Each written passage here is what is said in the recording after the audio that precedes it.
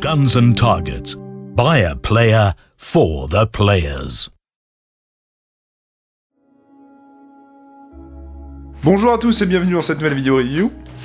Et aujourd'hui je vous retrouve pour une réplique longue un petit peu spéciale parce que c'est la première fois sur cette chaîne que je vous propose un de ces modèles. C'est une réplique qui nous vient de chez Syma, ils s'embêtent pas trop, hein. Là on a une boîte cartonnée toute simple. Donc oui, aujourd'hui je vous présente la Thompson 1928 A1. Donc la CM051 de chez Syma. Bon, comme vous l'avez vu, la boîte est plutôt sobre. À l'intérieur, on trouve donc la réplique, le chargeur tambour, une tige de nettoyage des barrages, une batterie 8,4V 1100 mAh, une petite sangle qui n'est pas de très grande qualité, on va pas se le cacher. Bon allez, je vous sors la réplique de la boîte et on attaque.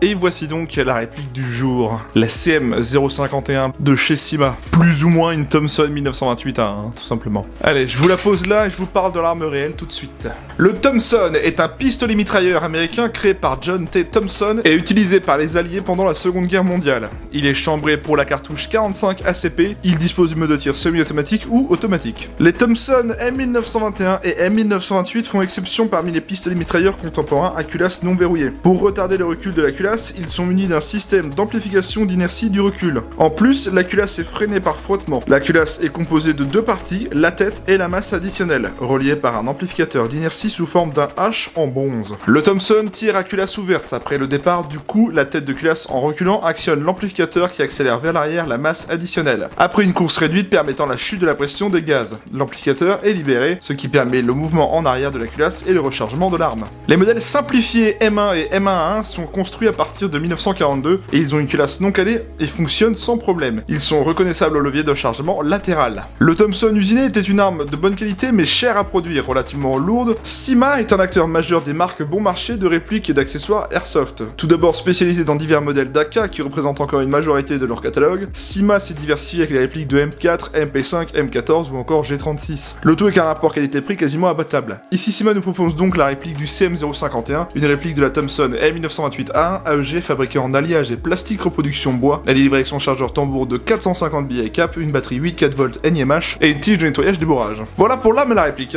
Bien alors, comment est-ce qu'elle fonctionne? Eh bien c'est tout simplement un AEG standard, une réplique qui utilise une batterie pour faire remonter ce qu'on appelle la gearbox. Je vous invite à taper AEG sur internet pour retrouver des informations si vous ne savez pas ce que c'est. Alors, je n'ai pas de manuel pour cette réplique parce que je ne sais pas en fait, hein. J'ai reçu la réplique de Guns and Targets comme ça, j'ai ouvert la boîte et il n'y avait pas de manuel, donc désolé, je peux pas vous montrer le manuel, je ne l'ai pas, donc bon, j'imagine que Syma en a mis un dans la boîte d'origine, peut-être que il a été perdu ou que Guillaume l'a oublié de le remettre dans la boîte, ça peut arriver, c'est pas un problème. Bon, en soi, les manuels Syma vous apprennent vraiment les bases, hein, donc je vous en ai déjà montré pour l'autre réplique, donc voilà, donc désolé, pas de manuel pour cette vidéo. Bien, on va regarder un petit peu les marquages, il y en a quelques-uns, ils sont pas folichons non plus. Sur la réplique, dans le corps, au niveau de ces deux leviers, donc ici on a la sécurité, donc safe ou fire, comme ceci. L'autre levier en dessous, on a le full auto ou single, donc semi ou full automatique. Sur la partie corps, on a absolument rien du tout. Sur la partie supérieure non plus. Pareil de la partie droite. Ce n'est pas une réplique licenciée, hein, c'est vraiment Cybergun qui détient cette licence. Et sur le chargeur, on a absolument rien du tout non plus. Donc en soi, très peu de marquage, uniquement au niveau du sélecteur et de la sécurité, c'est tout.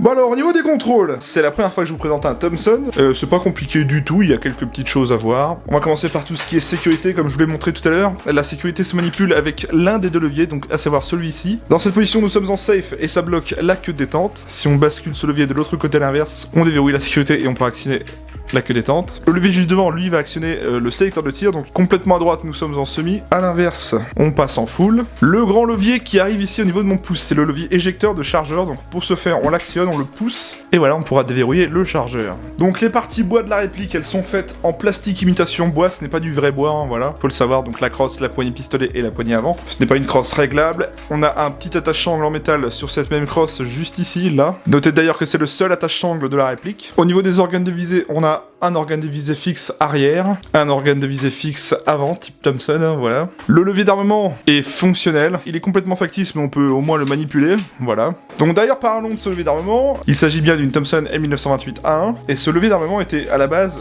monté sur les Thompson M1A1, donc version militaire. Le levier d'armement sur les Thompson M1 et M1A1 était bien sur le côté droit, par contre sur les versions 1928A1, il était monté ici, sur le dessus. Une petite erreur de réalisme hein, pour le coup, et c'est un peu dommage, j'aurais préféré avoir le levier d'armement dessus. Parlons un petit peu du chargeur tambour, donc c'est un chargeur iCap de 450 billes, donc pour ce faire, on va aller ouvrir la petite trappe ici, donc voilà, on ouvre la trappe et on y insère les billes en vrac ici, on referme bien évidemment, et pour faire remonter les billes jusqu'au puits, on va tout simplement tourner ceci, donc c'est un peu comme une grosse molette. Donc ouais, c'est pas discret, mais au moins ça permet de remonter les billes assez rapidement. Et c'est quand même plus pratique qu'une petite molette de chargeur d'M4. Hein. Enfin bref, voilà, donc il est très simple, il est en métal, il est plutôt de bonne qualité, je trouve. Donc voilà pour les contrôles standards de la réplique, hein, il n'y avait pas grand chose à dire, il n'y a pas grand chose à expliquer, donc c'est assez bref. Donc pour le réglage hop-up, il se fait plutôt bien parce qu'il n'y a absolument rien à faire. Vous avez deux façons de le régler en fonction de ce que vous préférez. Soit vous y accédez ici, au niveau de la trappe d'éjection des cartouches, avec la petite molette ici, ou par le dessous, voilà, tout simplement ici, au niveau de la station du chargeur, on retrouve la molette de réglage du hop-up en dessous. Au niveau emplacement de batterie sur cette réplique, alors ça va se faire dans la crossplane. Donc pour y accéder, on peut soit basculer cette petite trappe qui s'ouvre à l'arrière comme ceci, mais elle est vraiment pas pratique parce que regardez, elle fait la taille de mon doigt, donc pour aller choper la fiche, c'est vraiment galère. Donc moi ce que je fais, eh bien j'enlève une des deux vis à l'arrière. Donc ouais, pas forcément le plus pratique parce qu'il faut un outil pour accéder à cette fiche. Et voilà. Et donc à l'arrière, nous trouverons donc la fiche Tamiya Mini d'origine. Voilà pour l'emplacement de batterie. Donc il est assez conséquent parce qu'on a vraiment une crossplane. On a vraiment un bon emplacement de toute cette longueur pour y mettre une batterie. Sachant que d'origine, il faut pas y mettre une batterie de folie non plus. Une 7.4 LiPo, ça suffira largement. Ou une 8.4 NiMH. Mais en soi, les deux batteries rentrent parfaitement. Donc pas de souci à ce niveau-là. Bien, on va y mettre une batterie, voir comment ça réagit à vide quand même. Et on va l'observer la queue de détente de plus près. Il n'y a pas de chargeur dans la réplique, pas de bille. Hein. Je bascule sur Fire. Et c'est parti. On va voir ce que ça donne. Ok, donc on a un petit débattement d'ici à là, voilà. Donc d'ici à là, à ce niveau-là, j'ai une résistance, et juste après, j'ai le tir. Voilà. Le trigger reset, il est moyen, ni trop long, ni trop court.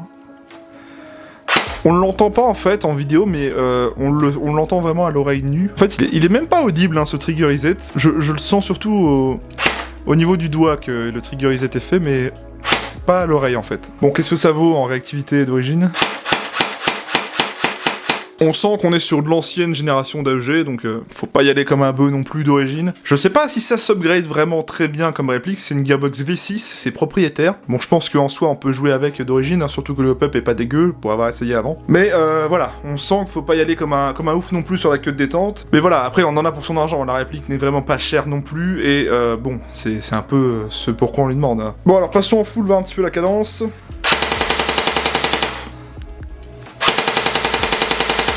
On a une cadence moyenne, c'est pas une grosse cadence de fou, mais ça suffit largement, je veux dire, vous achetez pas du Cyma pour avoir une cadence de port d'origine. Bon, voilà en soi ce que ça donne en test de tir, on va continuer. Bon, sinon en termes de finition et matériaux, bon écoutez, c'est une réplique Cyma, elle est pas très chère, on en a vraiment pour son argent. Comme je vous l'ai dit tout à l'heure, on a les parties bois qui sont en plastique imitation bois, donc la crosse, la poignée et la poignée avant. Pour le reste, on a du métal, bon c'est pas un métal de grande qualité, je sens que c'est un alliage, hein, un alliage métallique qu'on trouve vraiment sur les répliques chinoises. Je dis pas que c'est ultra solide, je garantis pas que ça casse pas quand ça tombe par terre, il faut vraiment faire attention. Voilà, c'est de la réplique Cyma d'origine, c'est quand même sympa d'avoir quelque chose en métal et non pas en plastique de partout. Dites-vous que c'est pas un métal de grande qualité quoi, c'est surtout ça qu'il faut retenir. Les seules parties métal qui me font confiance sur cette réplique, c'est vraiment le chargeur tambour. J'ai l'impression que lui c'est vraiment la seule partie de la réplique en acier, mais sinon pour le reste je vous garantis pas le métal de grande qualité quoi. Bon allez, je vous détaille quand même le tout, on a toute la partie canon, le cache-flamme, le corps en métal, et après tout le reste, hein, les parties bois sont du plastique imitation bois. C'est pas si mauvais je trouve en termes de finition, parce que on n'a pas vraiment de grosses traces de moulage, vous voyez. Même au niveau des parties métalliques, ça fait pas trop cheap non plus. Après c'est loin de faire jouer, on a quand même une réplique qui fait dans les 4 kg. C'est quand même pas si loin du vrai au final, mais bon c'est pas vraiment le poids du vrai, mais on en est pas si loin. Voilà, en termes de finition et matériaux. Bon, je vais vous parler un petit peu de ses caractéristiques techniques. Alors c'est une réplique de calibre 6 mm à propulsion AEG. Elle fait une masse de 3700 grammes, fabriquée en métal et ABS. Elle est annoncée par le constructeur à 360 fps, soit 1,2 joules. Elle fait une longueur de 870 mm. Elle dispose bien du hop-up réglable. Elle ne dispose pas du blowback. Son chargeur est en métal et peut contenir 450 billes. C'est un iCap. Elle dispose des modes de tir sécurité, semi et full automatique. La longueur de son canon interne est un 320 mm. C'est une Gearbox V6 propriétaire et c'est fabriqué par Cyma. Bien, on a fait le tour de la réplique. Ce que je vous propose, c'est qu'on aille au test chronie et au test de tir et je vous retrouve juste après.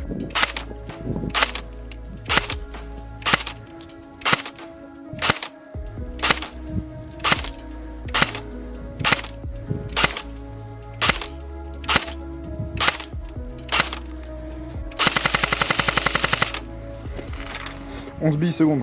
Test de tir à la Thompson M1928A1 de chez Cyma.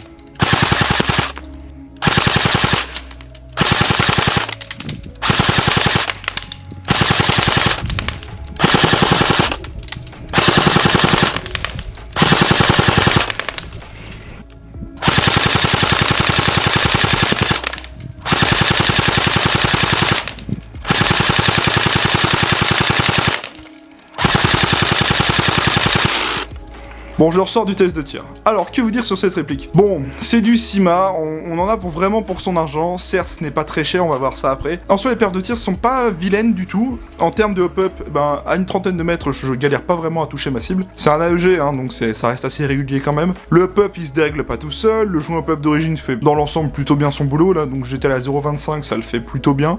Pas de soucis à ce niveau-là. La réactivité, bon, c'est de la réplique d'origine, ancienne génération d'AEG, c'est quand même pas un truc de fou. C'est un peu une réactivité ancienne. On sent qu'il faut pas y aller comme un malade sur la queue détente, quoi. En termes de cadence, je vous l'ai dit, elle est complètement d'origine, c'est un vieux truc. Vous attendez pas à avoir du 30 billes secondes, par exemple. Après, voilà, si vous cherchez une réplique un petit peu originale, qu'on voit pas souvent sur le terrain, bah oui, la CM051 fait bien son rôle. Si vous cherchez une tenue inspi gangster des années 30, ça fait aussi bien le rôle, hein, sans déconner. Bon, voilà, dites-vous qu'il n'y a pas vraiment les marquages réels de l'arme. La finition, c'est du plastique et de l'alliage. C'est équivalent avec le prix de la réplique. Je profite donc de faire la transition sur le prix de cette réplique. Donc, cette réplique, elle est à vendre à 209,90€ chez mon partenaire. Donc, c'est ce que je vous ai dit, hein, on n'a pas vraiment un prix très élevé pour ce genre de réplique, et tant mieux, parce que bon, ça reste assez basique, on va dire. Si vous cherchez cette réplique, sachez que mon partenaire en a un en stock. Bon, spécialement pour cette vidéo, mon partenaire et moi, on vous propose un code de 5% de réduction sur cette réplique, valable à un mois à partir du moment où la vidéo est sortie, donc profitez-en. Avec le code TIMERTHOMPSON5, rentrez ce code et vous appliquerez 5% de réduction à cette réplique, c'est valable à un mois à partir du moment où la vidéo est sortie. Vous avez le lien de la réplique en description pour éviter de la chercher, je vous invite juste à cliquer dessus. Je remercie beaucoup Guillaume de Guns & Target de m'avoir prêté cette réplique, c'est grâce à lui que j'ai pu faire la vidéo de cette réplique. Je vous invite à aller voir son site et sa page Facebook, tous les liens sont en description. Moi je vous invite à venir vous abonner à ma chaîne YouTube, pensez bien à activer les notifications, c'est grâce à cela que vous voyez quand je sors une nouvelle vidéo ou pas, donc si vous avez envie de voir les prochaines vidéos qui sortent et que vous voulez rien manquer, c'est le meilleur moyen. Vous pouvez aussi me suivre sur ma page Facebook, le lien est en description, j'y poste des annonces de concours, des photos et des posts communautaires, c'est totalement gratuit. Vous pouvez mettre un pouce bleu à cette vidéo pour voir si le contenu vous a plu ou non, ça me permet de me faire des petites stats on va dire. Je dispose aussi d'un serveur Discord qui est totalement gratuit et qui permet de venir échanger d'airsoft avec moi ou d'autres membres, le lien est en description, pensez juste à faire une présentation à l'entrée du serveur. On arrive donc à la fin de la vidéo, j'espère qu'elle vous aura plu, ça a changé un petit peu de ce qu'on voit d'habitude, l'avantage c'est que là c'est la première fois que je vous présente un Thompson donc ça m'a fait plaisir. Je vous souhaite à tous une très bonne fin de journée, une très bonne soirée, un bon week-end et on se retrouve mardi pour une prochaine review. Allez, salut à tous.